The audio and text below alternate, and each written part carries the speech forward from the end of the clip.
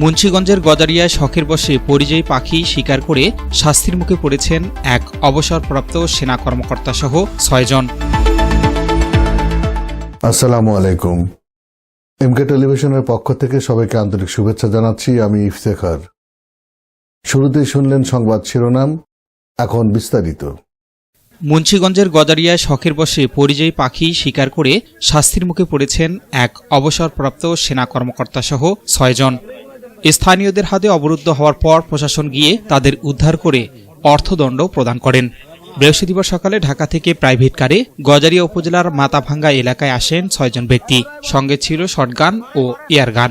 পরে ট্রলারে করে মেঘনা নদী তীরবর্তী বিভিন্ন চরাঞ্চলে গিয়ে শুরু করেন পাখি শিকার। সারাদিনে তারা বিপুল পরিমাণ পরিযায়ী পাখি শিকার করেন।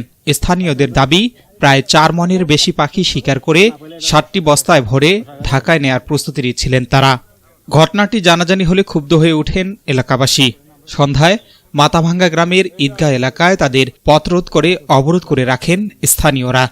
খবর পেয়ে রাতেই ঘটনাস্থলে পৌঁছান উপজেলা প্রশাসন ও পুলিশ সদস্যরা। পরে অভিযুক্তদের উদ্ধার করা হয়। অভিযুক্তদের মধ্যে রয়েছেন লেফটেন্যান্ট কর্নেল আ.স.ম হাদিউল ইসলাম ভুইয়া, আবরার উদ্দিন আহমেদ, হাজি ওসমান আলী, মাজাহারুল হক কুরেশি, আবদুল্লাহ নূর ও আরিক আহমেদ। অভিযুক্তরা অপরাধ স্বীকার করলে এবং বয়স বিবেচনায় কারাদণ্ড না দিয়ে অর্থদণ্ড প্রদান করা হয়। বন্যপ্রাণী সংরক্ষণ আইনে একজনকে 1 লক্ষ এবং অন্যদের 30,000 টাকা করে জরিমানা করা হয়েছে। এ সময় পাখি শিকারের কাজে ব্যবহৃত 3টি শটগান, 1টি এয়ারগান এবং 63 রাউন্ড গুলি জব্দ করা হয়।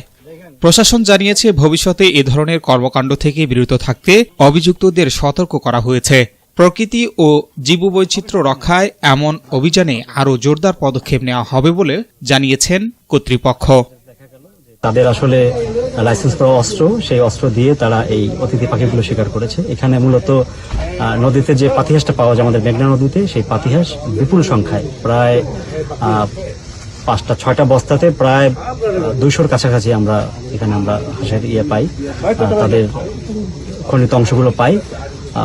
তো এটা যেহেতু বন্যপ্রাণী সংরক্ষণ এবং নিরাপত্তা আইন 2012 এর আমাদের যে তফসিলটা আছে, সেই তফসিলের 1 নম্বর তফসিলভুক্ত প্রাণী, সেই প্রাণী হত্যা, এবং এটা আইনের ব্যত্যয়, যে কারণে এটা মোবাইল কোর্টের তফসিলভুক্ত হয়। আমি এটাকে আমলে গ্রহণ করি এবং তাদের মধ্যে 6 জনকে আমরা পেয়েছি। 6 জনের মধ্যে একজনের নামে এই 3টা অস্ত্রের লাইসেন্স করা।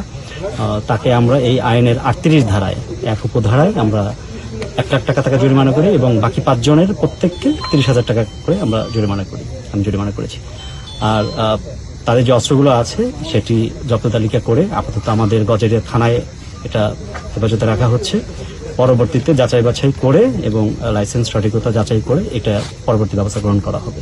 এবং সেই সাথে যে মাংসগুলো আমরা জব্দ করি, যেহেতু এটি আসলে ভক্ষণযোগ্য ছিল, এটি প্রশাসনিক একটা ব্যবস্থার অংশ হিসেবে এটিকে আশেপাশের যে এতিমখানা এবং মাদ্রাসাগুলো আছে সেটাতে আমরা এটা বিতরণ করেছি। S Rahman, news desk, MK television. শেষ করছি এমকে টেলিভিশনের সংবাদ। এতক্ষণ আপনারা আমাদের সাথে থাকার জন্য অসংখ্য ধন্যবাদ।